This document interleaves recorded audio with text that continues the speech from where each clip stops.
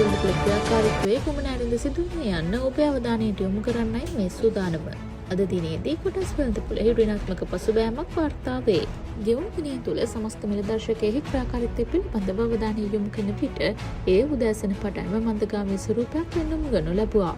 පිට දිනය සමග සසඳන විට 0.6 බිඳුවක ඍණාත්මක පසුබෑමක් වාර්තා කෙරුව අතර එය ඒකක ලෙස ඒකක 130.78ක පහළ යාමකි.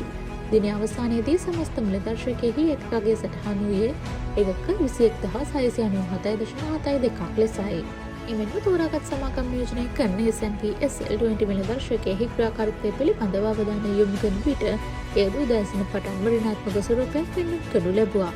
පිට දිනය සමග සසඳන විට 0.54ක ඍණාත්මක පසුබෑමක් වාර්තා කෙරුව අතර එය ඒකක ලෙස ඒකක 33.03ක පහළ යාමකි.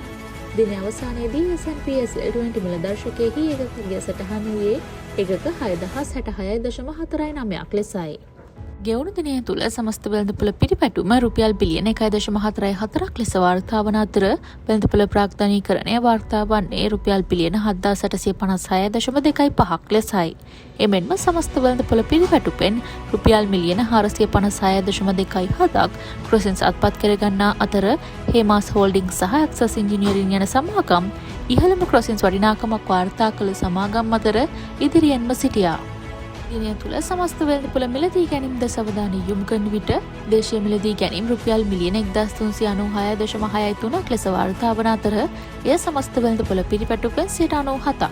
එමෙන්ම විදේශීය මිලදී ගැනීම් රුපියල් මිලියන 41.86ක් ලෙස වාර්තා වන අතර එය සමස්ත වෙළඳපොළ පිරිපැටුපෙන් 3ක් ලෙසයි වාර්තා වන්නේ. දිනය තුළ සමස්ත වෙළඳපොළ විකුණුම් ද අවධානය යොමු කරන විට දේශීය විකුණුම් රුපියල් මිලියන 1,304.94ක් ලෙස වාර්තා වන අතර එය සමස්ත වෙළඳපොළ පිරිපැටුපෙන් 91ක්.